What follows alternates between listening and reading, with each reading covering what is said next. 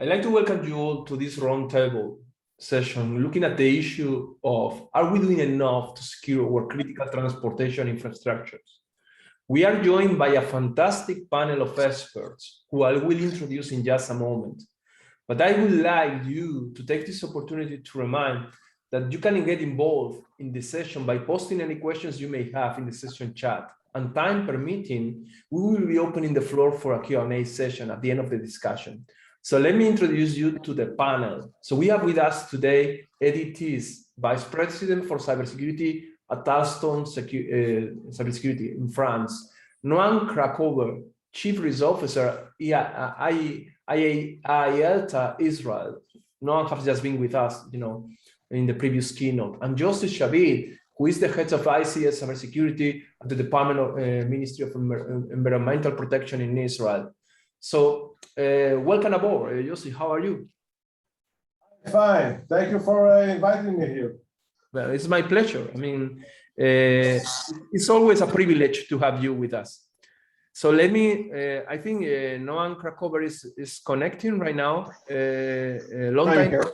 Long time no see, Noam? Yeah, my pleasure. So we have with us Joseph Shabit. I don't know if you know Joseph. No, I heard a lot about Yossi, but we never met yet.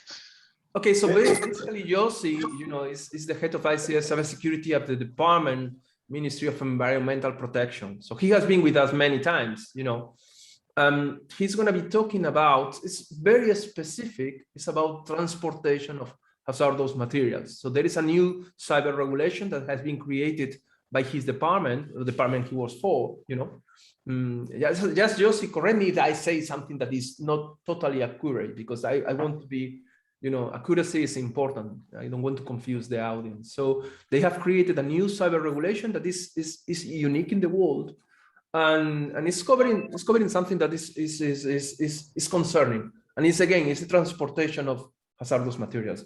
And last but not least, we have with us Eddie Thies. Eddie, please, how do I pronounce your surname? Eddie Thies? Eddie Thies? Eddie Thies. Eddie Thies. So yeah. We have with us Eddie Thies, who is the Vice President for Cybersecurity at Alstom. He's based in France, in Paris, right? Correct. Okay, so Eddie, let me introduce you to the rest of the panel. Noam Krakover, who is the Chief Risk Officer of IAILTA, the Israeli aerospace industry. He has just had a keynote covering a topic that is fascinating. I don't know if you had the opportunity to join the keynote. It was about cybersecurity for smart mobility, a global necessity, okay? And Joseph Shabit, who is basically the head of ICS Cybersecurity at the Department Ministry of Environmental Protection. Josie is going to provide a quite different insight that is more focused on, it's kind of a, a niche thing, focused on the transportation of hazardous materials, okay? Okay. So this, again, is a fascinating topic. People are, we are seeing a lot of innovation in the industry, in the transportation industry.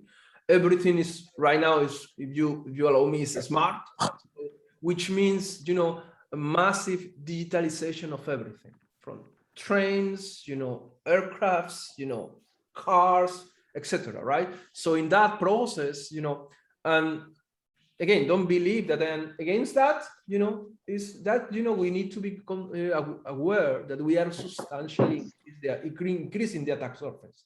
So massive connectivity. I mean, Noam touched upon something that is very interesting, is increasing in connectivity, infrastructures that sometimes are critical, and they are also very important dependencies. So being critical of our societies basically depend on that, okay? So with that framework, let's crack on with the discussion. So let me get started with you, Noam. What is cybersecurity so much in the focus for critical transportation infrastructure?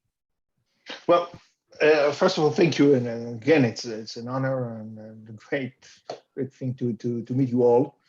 As I presented, can you hear me? As I presented a few minutes ago. Yeah, we can hear you perfectly. Okay, great.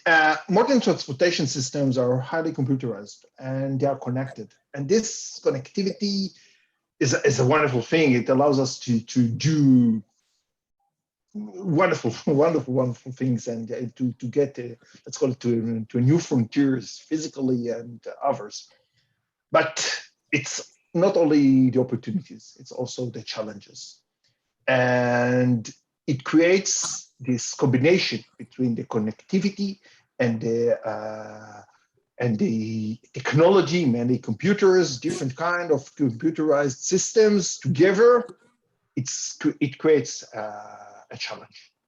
It creates a challenge that can affect our way of life in different ways, because, you know, it's not only the situation right now, it's also the future situation. Everything is getting way more connected.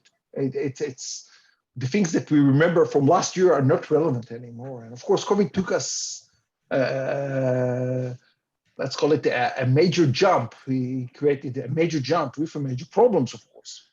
And the mass transportation systems are highly connected. So it's not only the platforms, it's not only the infrastructure, it's everything together. It's everything together. And, you know, as I said, when in IAI, when we are measuring if something is critical or not, we are using three main tests. Can it affect human lives? And definitely it can affect human life. I'm sure that Yossi is going to speak about it. Think about a problem with a train that is moving hazardous materials because there is a cyber problem. The damage could be catastrophic.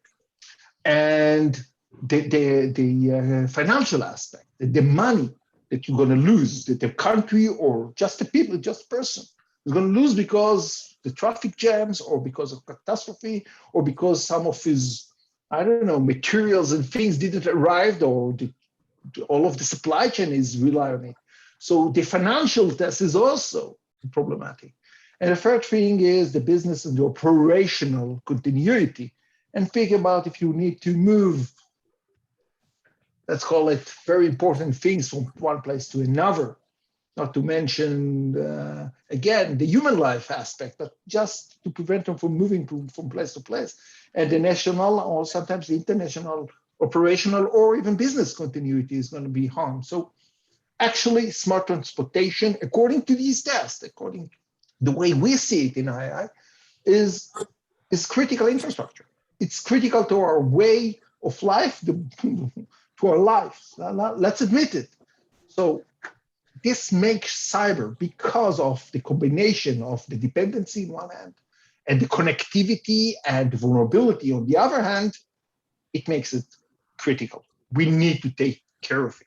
Otherwise, we are totally exposed. Otherwise, we cannot do anything. Otherwise, we are risking our countries, our companies, our families, everything.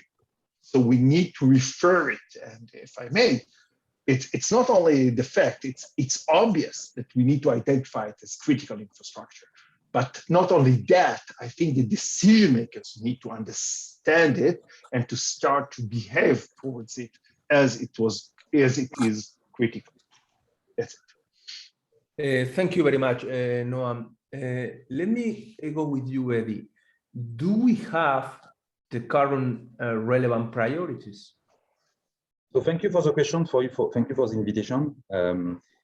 Priorities when you have to build a plan is very important because there is so many things to be done that you need to make sure that you put your efforts where it will pay the most. Do we have the relevant priority? I will say people will always say to you that it is not the right one because we always need to go quicker, to do it faster. But what we know is that over the few last years, we've built the, I will say, the relevant methodology, the right approach. We know everywhere now how to do risk assessment. So we know to identify, how do we identify our weaknesses? We know how to identify what is the threats that we are facing and the ones that we feel will have the most important impacts on our assets. I will say it can be our ways of working, it can be our train system, it can be our planes, it can be our cars. So setting up the relevant priorities is something for which now we have the tools to be able to do that. Maybe a few years ago, it was not the case. So a few years ago, we were just, answering to the problems that we had, not having the big picture, understanding the situation, being able to define the priorities. I believe that now, I will not say that we have all the relevant priorities. I will say that now we have at least all the necessary tools to be able to identify the various improvements axes. And then based on those improvement axes, once we will have understood the potential impacts on the object, the system, our way of working or whatever, we'll be able to define the priorities. The other important point in the definition of these priorities is coming from, I will say, the resource that we have at our disposal. So the question is relevant, do we have the relevant priorities? The answer will include a bit of what are my resources? So what do I have, in fact, to address those priorities? And depending on my surface of processing, I will see if I have to choose more or less priorities. Okay, thank you very much. Noam, do you want to touch upon that, on the priorities? Basically, do we have the current relevant priorities? Do you want to add something or to comment? Well,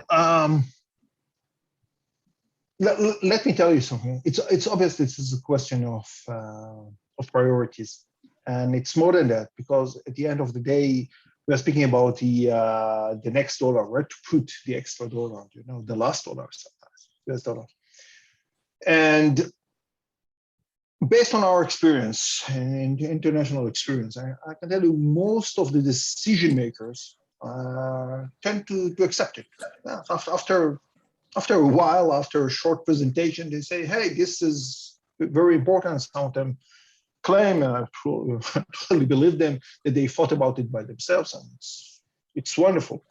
But when we are coming to the to the main event and tell them, hey, you need to invest in it, and it's not only in tier 3 or tier 2 countries, it's also in tier 1 countries, they are starting to hesitate. And this is cyber. I always claim that the best marketing event is when somebody is attacking the customer. Well, this is a joke. We can't allow someone to attack smart transportation because it's critical. Now, so this is definitely a question of priorities. Yes, most of the decision makers understand it. No, in my opinion, they are not moving fast enough or efficient enough in order to solve the problem.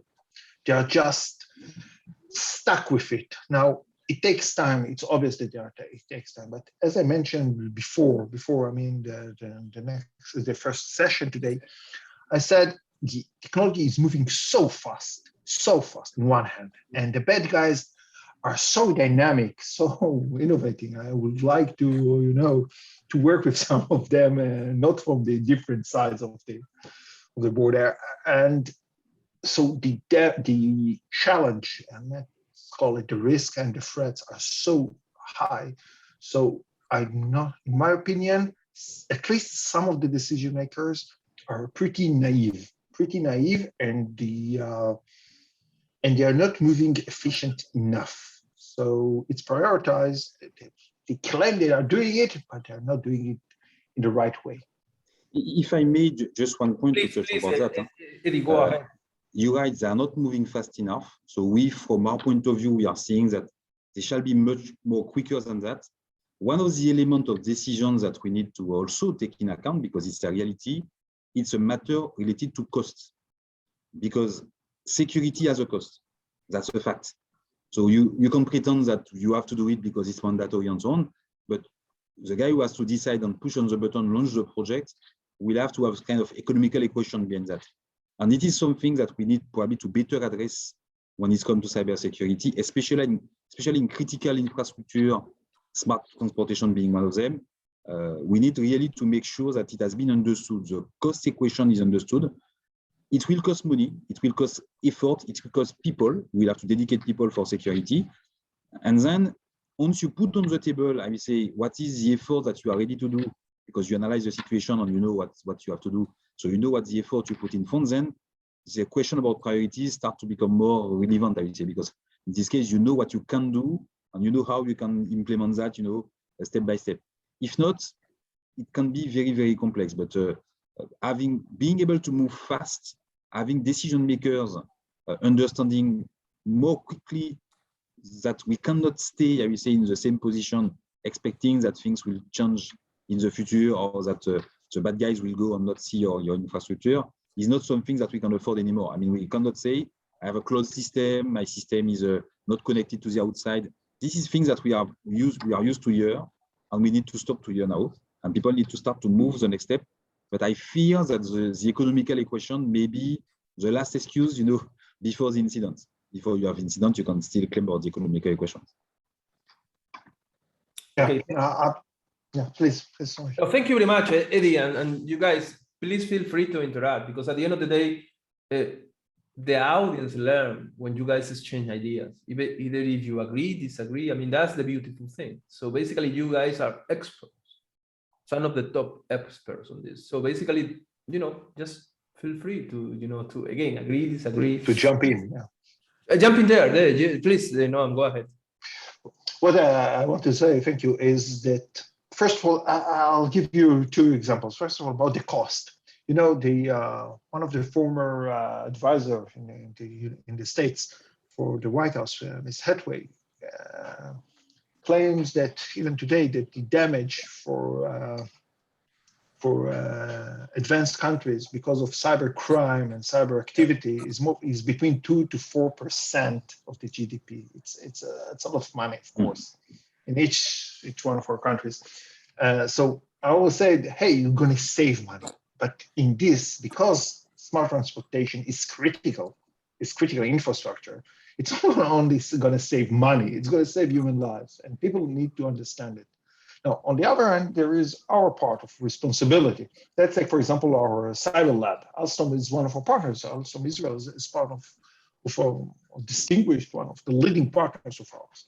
And, let me share with you, I'm not earning a lot of money because of this lab. We see it as another thing to build knowledge, innovation, and other stuff. And again, the Israeli government did something very nice, very, very good, very right. I don't know how to say it. I'm not sure that all of the other customers are doing it. Let me share it with you. I'm moving around in the world and I'm offering this lab. And people come to me and say, hey, what do you mean by this lab? Then I describe it, and I describe my partners, and I even sometimes offer manpower. I'm going to say, hey, I'm going to bring 50% of the manpower to the table. I'm going to teach you, because Israel, we have a lot of cyber experts. This is one of our main advantages, and we're very proud of it. And they say, okay, but how much money? And then things are starting to move slowly. This consultation, it's better not to move so slow. It's a bit dangerous. So this is one thing. The second thing, and again, we spoke about hospitals a few minutes ago, if you remember, sir. And when I said in 2015, 2016, hey, they are exposed, people say, hey, come on, you are a loon. Nobody is going to attack the hospital. And today we are investing a lot of money. Now, there is a huge difference between these two sectors, because while the hospitals don't have money, although their money is invested in helping people, and especially during this COVID, with the transportation, because of its segmentation, a lot of the players can invest the money. We need to demand them to invest. Maybe they don't want to, but they have the money, like in the finance. Otherwise, if it's not going to be the standard, they are not going to do it, and we are all wait and sit on our butt, and expect something bad to happen, and it's going to happen. It's definitely. I'm not sure that the plane going to fall, but the airport we're going to get closed, or we're going to suffer from a huge train accident or something that we can't allow ourselves. We cannot allow ourselves. And then people will start to invest money and to blame each other, but it's going to be too late, pretty too late. I guess I can solve your problem, both Noam and Eddie. As a regulator, I can tell you that I'm writing now these days regulation for the transportation of hazardous materials, trucks, and grain. And if you look at the cost of benefit if you get cyber attack, it will cost you much more money.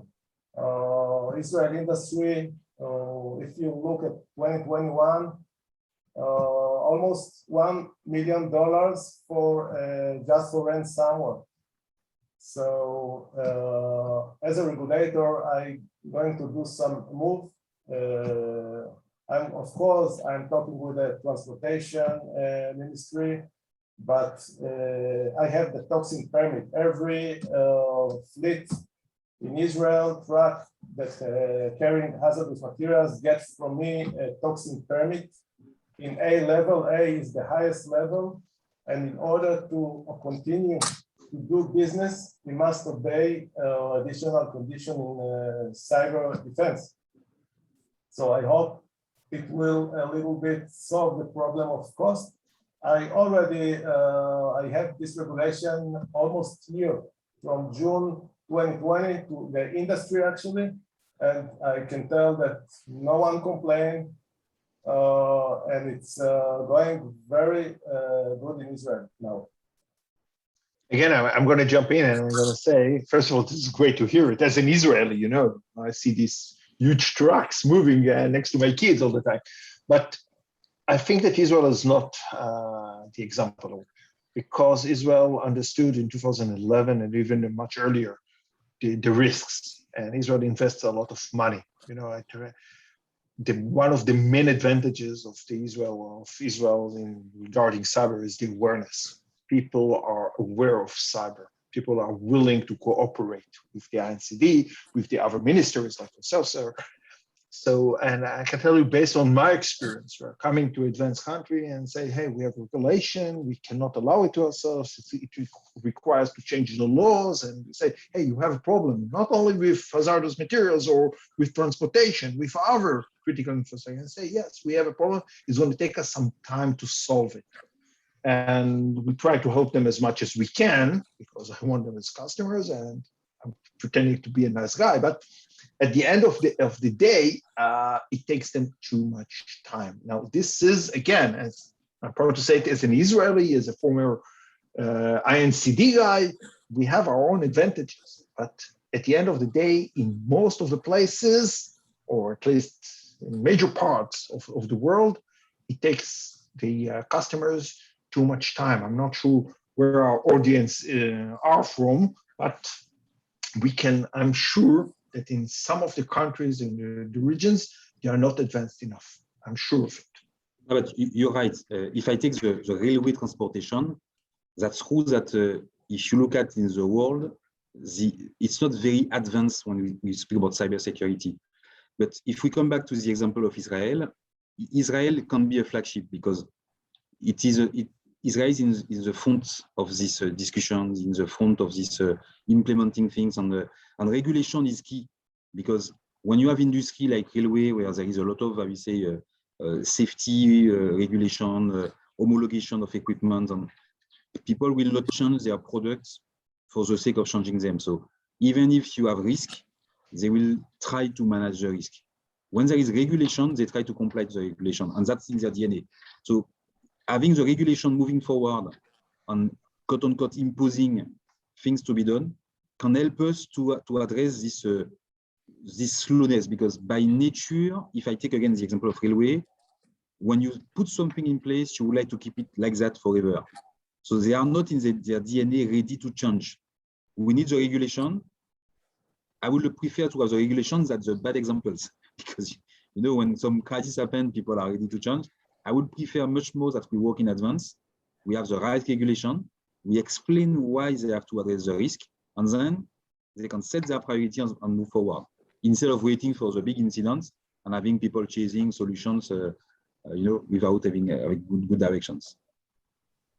I think both right, Noam and Eddie, Israel is not good example, because Israel is under attack 10 times than other countries in the world. And that's why we have in Israel, at least in Israel, to move fast. That's what I'm doing now, and I guess we can be a use case for other countries. Yeah, I mean, I think it's an interesting point. I had a discussion we had a panel yesterday with Israel Electric here with Josie Sneck.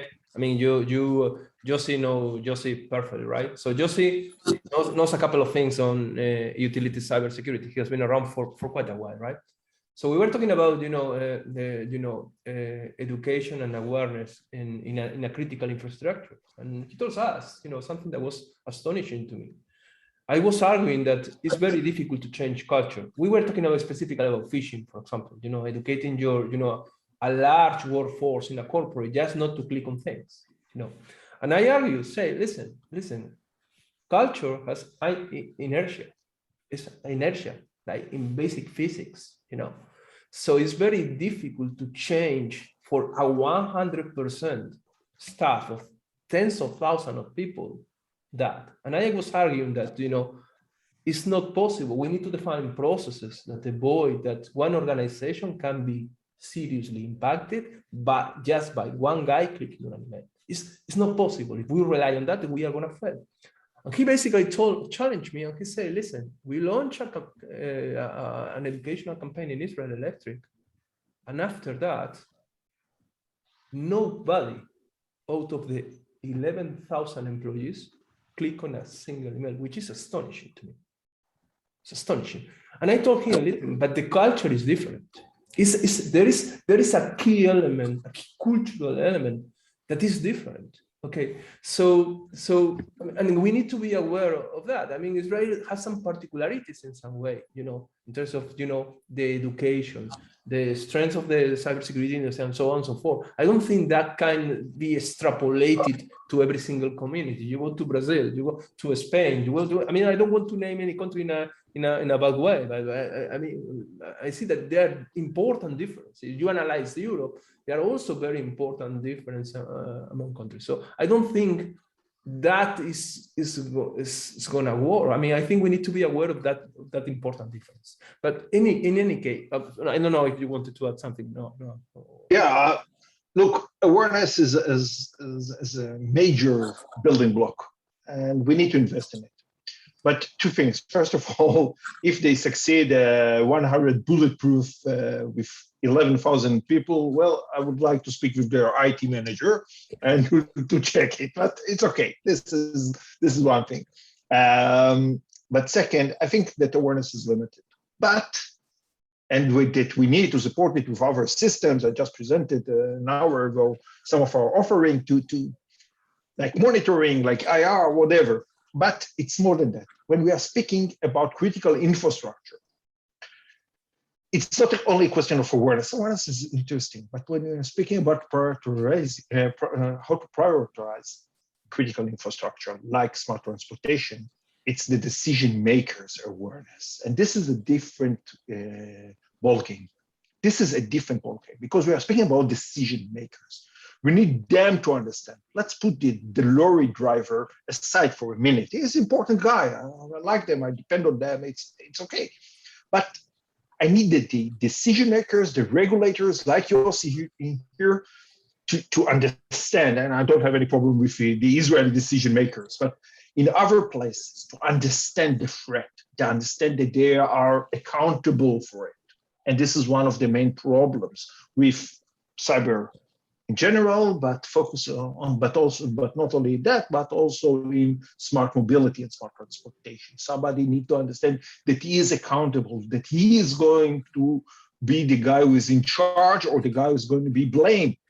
And then we can advance. Then it will be much easier to them to invest the money, to change the regulation, to support the officials that are fighting with the private sector, the players that don't like to invest money or to lose money. But this is necessary. And meanwhile, on parallel, we need to educate our people, to support them with better systems, to have different capabilities. But we have to start. And this is I mentioned the Israeli magic an hour ago. This is one of the explanations, my explanation, for the Israeli magic. Somebody was accountable. Somebody understood that he is responsible. And I allow myself, and Yossi, feel free to correct me if I'm wrong. In Israel, the Ministry of Environment, whatever, is responsible. And the minute they understood that they are responsible, they change regulation. They demand the different players to comply with it. And this is the magic. This is the key. You know, you're absolutely right, Noam. I also think that awareness is, I always say in Hebrew, the tip of the glacier. I have almost 92 controls in my cyber guide for the industry, and you have to obey most of them, not only awareness, what you're going to do with this granted employee, for example. And if we're talking about trucks, so it's more dangerous than real cars. We have many sensors for monitoring sharp turns, for sudden braking, opening door, detection and identification of thefts, many other sensors which expose these trucks to cyber attack. I'm talking about, for example, ammonia truck, which carry about 20-25 tons of ammonia. It's toxin gas, very toxin. In case that this kind of truck roll over because of some GNSS attack, so you poison actually the environment, you get fatal damage to public health. We have trucks with gasoline, about 11,000 gallons for each truck, moving all over the country, the state.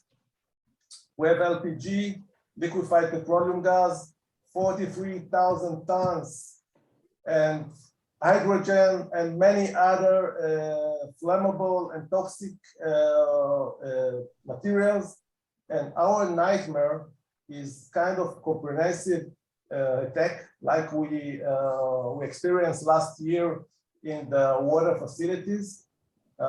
It's enough to roll over 5 or 6 trucks all over the countries, and we have a disaster. We have a chaos. So we must move very fast, and we're doing a lot of efforts now, especially in our ministry, because we are very strong in regulation. Actually, it's the strongest ministry in Israel with regulation and enforcement. The fines are very, very high. We're talking about 600,000 euros without courts that we can give to the industry or to the fleet, the truck fleet. We're talking about criminal things, and you can also just stop the business. If you will not renew the toxin permit, you stop the business. So it's not just awareness, it's many other aspects. And just to add one quick point. Please, Eddie, go ahead. The question was, are we doing enough for our critical infrastructure? And I think that Noam touched the point. Who is we? I mean, there is the regulators, there is the asset owner or asset operators, there is the product providers, and we all need to do something, of course. But it's very important when we say we to understand the responsibility. And I think that was what you were saying. Someone needs to feel, I am responsible for that. And then this person will start to put in place, nominate people, put the action plan, follow, put the monitoring in place, until it is something which is, I would say, a shared, not really under someone accountability. That's true that you will feel a bit more the slowness, a bit more the reluctance to move, and the good excuses that will be found by everyone to explain that they will do cyber tomorrow, not now, blah, blah, blah, blah, blah, because they don't feel responsible for it. Once you have nominated someone saying that now it's your problem, at least you need to drive it, you see that some things can be started and you can have some movement, I would say. If not, the slowness of the industry is taking the lead, I would say, and you don't have the fast-moving industry, big industry and critical infrastructure, nuclear plant, gas or whatever. You are in industry which are by nature a bit conservative. They like to keep things as they were. So introducing the fast-changing world is not easy if nobody feels responsible for it. So you touch upon a very, very interesting topic on the basically, because you are actually right. I mean, the question by itself might be confusing. So we will need to define, that we component. So basically, that's in some way that's related to this question. So is there a sense of awareness as a society? I mean, with the key stakeholders, involved, in this. I mean, from the politicians to regulators to actually the society, because at the end of the day, actions from politicians, are in some way reactive. So when there is a concern, in the society, they react, and in some way they take action. So is there a sense of awareness of the issues we are facing? Let me give you an example. When we have the unfortunate nuclear incident in Japan, actually I was at that time there, okay? And most of the people, even in Japan, wasn't even aware of the seriousness of that incident. The seriousness of that incident is classified at the same level of severity of Chernobyl. Although most of the people believe that they are in totally different tiers. So the question is, most of the people wasn't aware of the issue. And not this is anything about nuclear energy or whatever, nuclear energy is clear, it's necessary. I mean, this very moment we are seeing that, okay? But let's get back to transportation. Is there a sense of awareness with all the important changes that are happening right now? Because there is a lot of stuff going on. I mean, that digitalization stuff is super nice when you are digitalizing, I don't know, your home. It's nice, When you are digitalizing an aircraft, it's a complex thing. In the past, aircraft used to be super safe because there was a concept that there is security by obscurity. So nobody knew anything about that. What is a BOR? What is the GPS? Right now we are seeing guys super well funded. The access to the technology just to research that is in Amazon. It's 500 euros. You want to set up, basically the control of an aircraft. You can buy that for, it's less than 2,000. You can buy antennas, you can buy everything. So security by obscurity is not anymore there. And we are substantially increasing the attack surface, adding even standard technology into aircrafts. I'm not saying that is bad. Again, that's a super complex discussion. Okay, it's a serious analysis of the attack surface, and it's a risk management decision too, and all that stuff. And I personally believe that we need to progress. I mean, it's necessary because there is a need for that. But is there an awareness across the key different stakeholders, of the challenge we are facing? That's the key question for me. Do we understand that?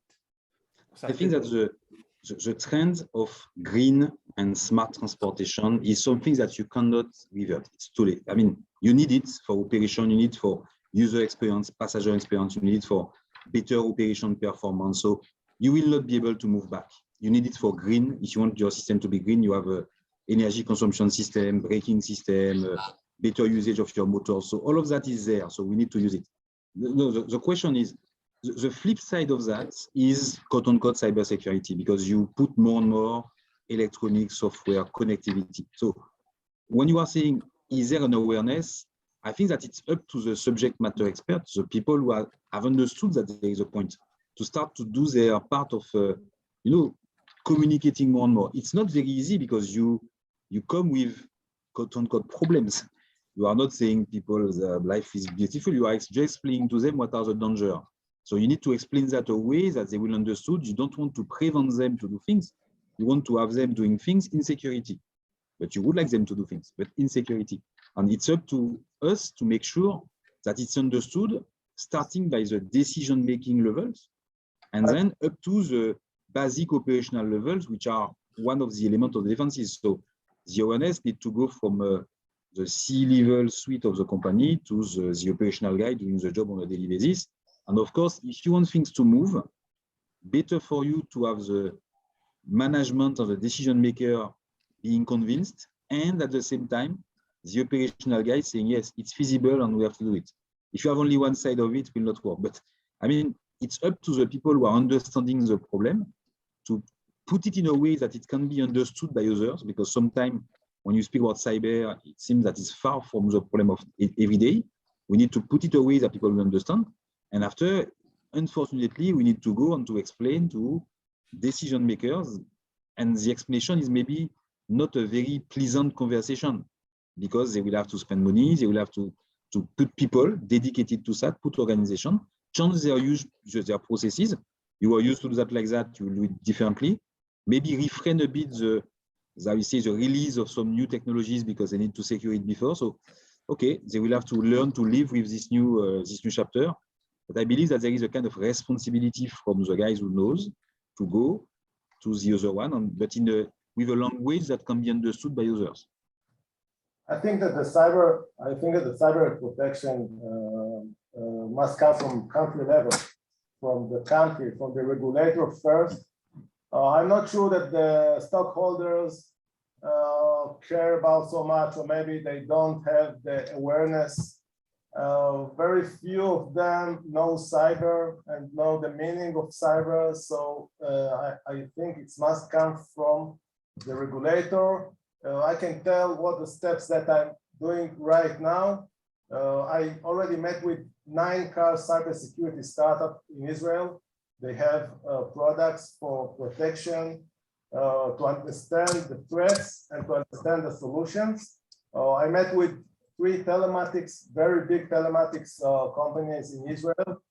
And very soon I'm going to meet with 3 major vehicle fleets in Israel, companies that get toxin permit for me, so I can be the regulator. And the next stage is developing a methodology for protecting trucks in Israel, trucks transporting hazardous materials. This is my mandate in Israel, not a regular vehicle or aircraft, just if they carrying hazardous materials. And I'm going to pilot one of the vehicle fleets in Israel that receive toxin permit for me.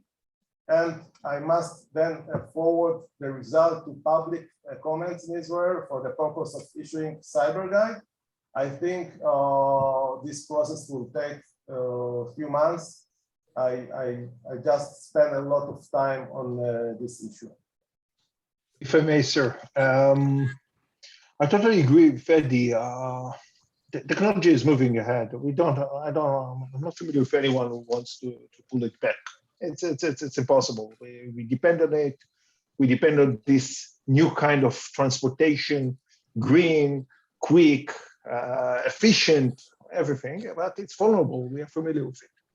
Now, about the decision makers, well, the continents are moving. No, they're moving, but they're moving too slow. And this is regarding your question, sir. I can tell you based on my experience with tier one, just as an example, let's take a test. When I'm approaching decision makers, the guy who is responsible for the cybersecurity, national cybersecurity in different countries, and I'm going to ask them, hey, please define. I never ask how many critical infrastructures do you have, but please define the main sectors.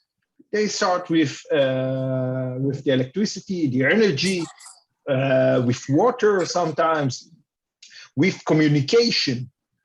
But when, at least at some of the Q1 countries where they know how to identify smart transportation is critical. But in others, including Tier 1, they can't do it. We need to help them to reach this point. And then when they need to invest the money or to decide where to put the extra dollar, they start to hesitate. And everybody can explain why they need to invest to protect the power plant or the power grid or whatever. And of course, this is super important. I never want to claim it's not important. And they say, what about the airport? We mentioned the airport an hour ago. And they say, okay, let's wait for a while. Next step and others. So the continents are moving. People, the decision makers, and the major stakeholders are willing to understand sometimes, let's take the airport authority. You come to them and say, hey, you need to invest money, and say, okay, we're willing to do so, but you're not willing to invest in end-to-end solution because it's expensive. And I can tell them about Melissa Hathaway and her 2 to 4% of the GDP. It doesn't really, they don't find it interesting enough. They claim, okay, we will have to wait. We need somebody to support us. The decision maker itself say, hey, I need to invest in the hospitals first. So things are moving, but they are moving slow. But again, and I think this is a key issue, not like other sectors, the transportation sector is independent, at least from the economic side. I don't claim that they need to invest all of the money by themselves.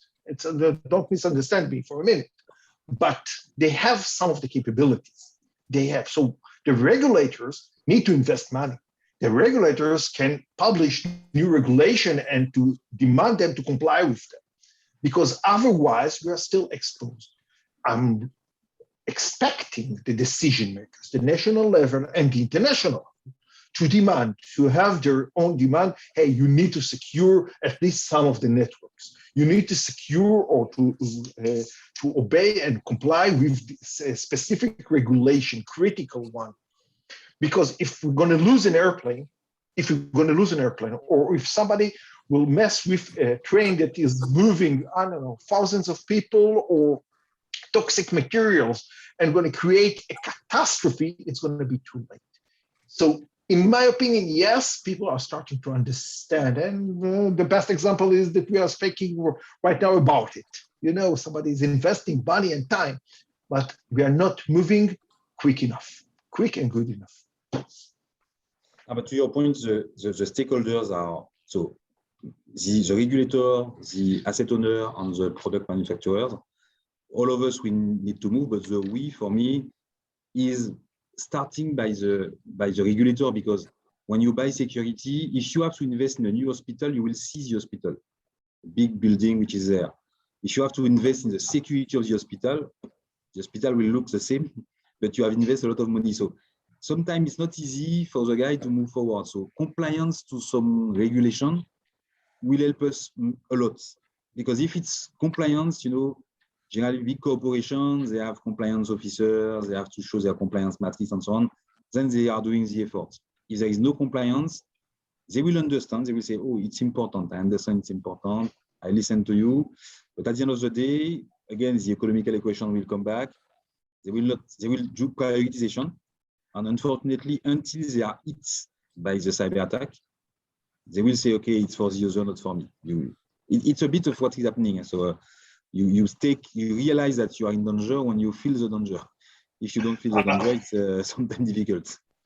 Sir, I fully accept your opinion and tend to agree with you, of course. But I have to say, based on IAI experience, and I'm meeting with a lot of decision makers and representatives of different cyber organizations, I think that regulation is another tool, very important one.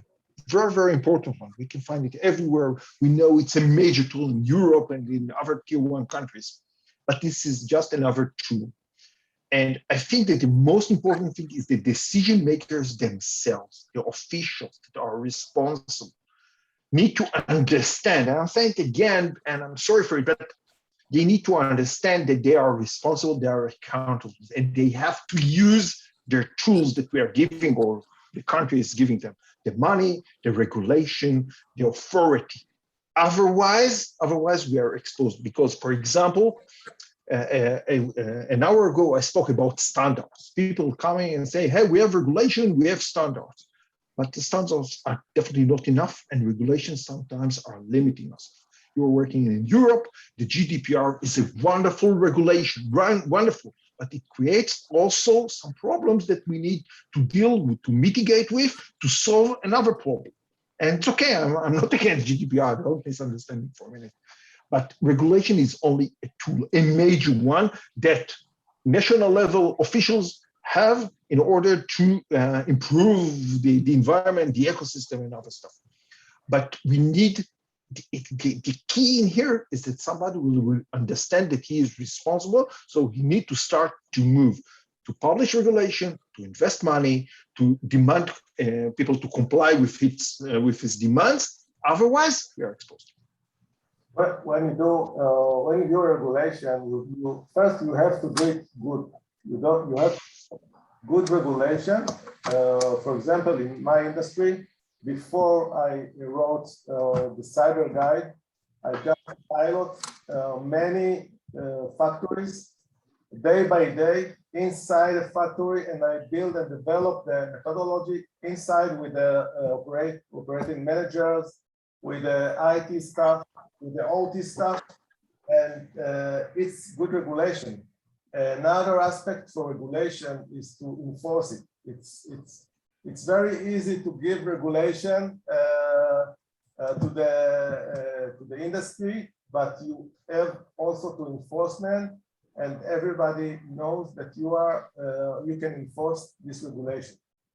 We are in the end of this session, so I'd like to bring up another topic. All over the world, we try to promote green energy and IoT devices just to make the plants to be competitive. For example, the IoT devices just extend the attacking surface, we all know, but the green energy as well. If we're talking about hydrogen cars or hydrogen vehicles, you have to know that you have to storage and you have to transport. And I had the honor to be in a session for hydrogen from a Dutch country. And you must know that if you mix hydrogen gas with air, with oxygen in a homogeneous mixture, you have explosion. So we have to consider all these things, and we have to take care of this risk when we're going to develop the green energy and devices and everything. Thank you, Yossi. Eddie, do we use the correct methodologies? The correct methodologies? So as I think that you're right, because we need to have clear processes if we want a whole industry to move from where we are to the target. We need to have the right approach, I will say. I believe that today the methodologies are there, so everyone is aware that risk assessment is something important. You need to do it, to master it, to update it. Training is very important. Crisis simulation is important. So implementing the right measures. So I think that the tools to do the job are there. One of the difficulties is that they are not natural tools for everyone. Take an example, do a crisis simulation, a tabletop exercise. It costs you almost nothing. You can do a very, I would say, complex one that will cost you money, but you can do a very simple one. Everyone taking a role, and we take it 1 hour is done. Why it's not becoming the DNA of everyone? So the methodology on the tools, the way to improve and to do more in terms of protecting our critical infrastructure, they are there. We can criticize, we can improve, but they are there.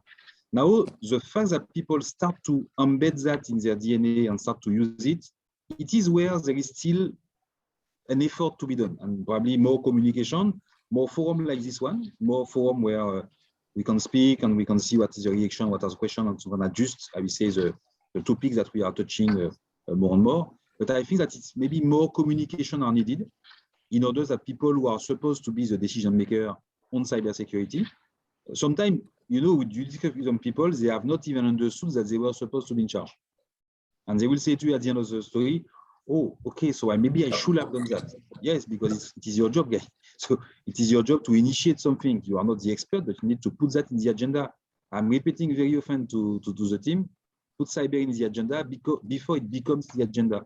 And for me, in terms of methodology, put it in the agenda, put the topic on the agenda, start discussing it, nominate the right guys, and then it will come. So we have the tools, but unfortunately, I will say the integration is not yet totally completed. Sir, if I may jump in, I mentioned that we are establishing a smart transportation cyber lab. with Alstom, with Matos, with IBI, with other distinguished partners.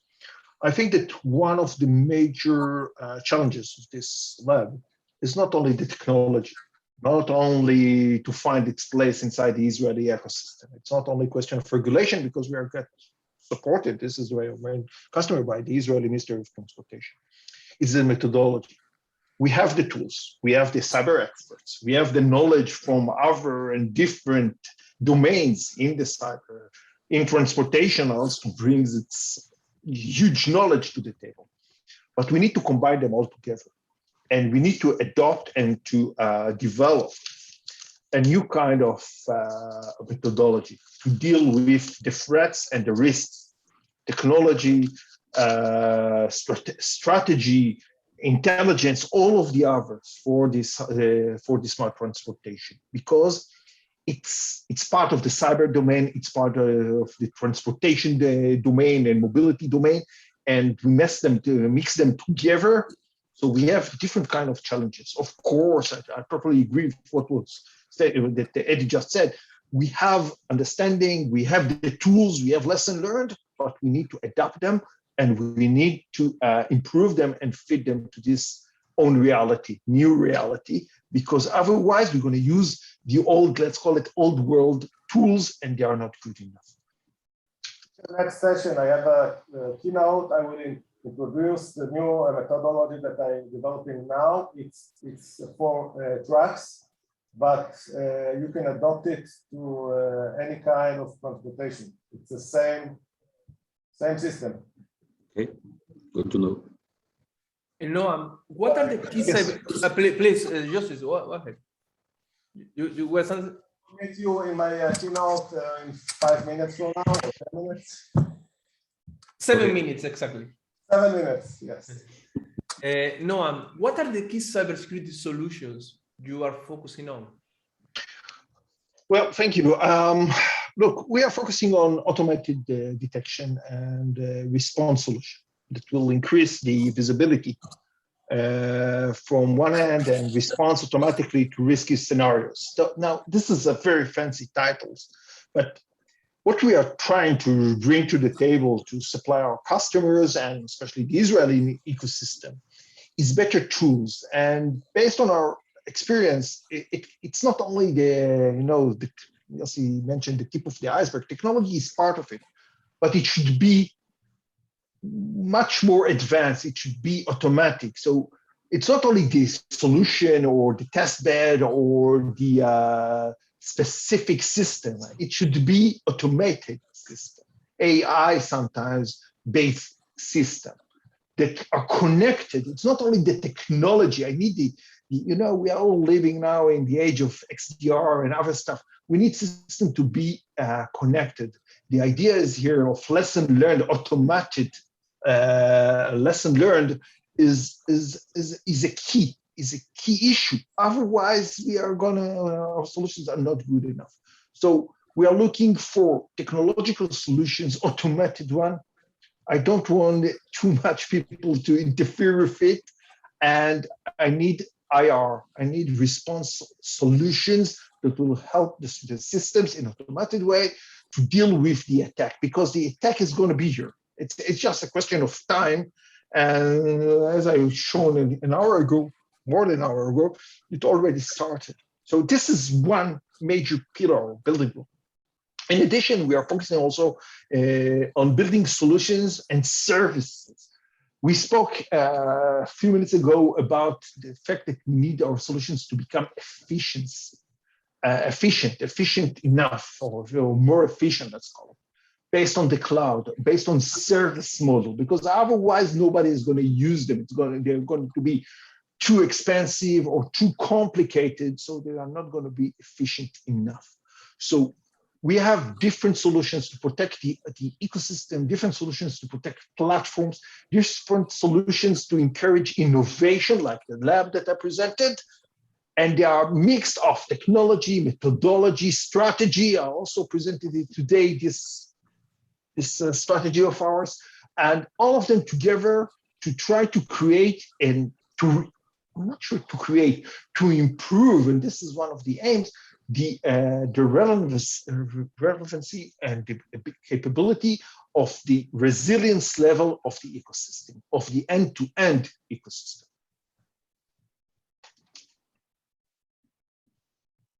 Jussi, let me ask you a question. You touched upon this during the discussion. What steps are currently being taken to defend against cyber threats to vehicles and especially trucks of hazardous materials? Do you want to touch upon this? Or do you want to prefer to jump into the keynote? Totally up to you.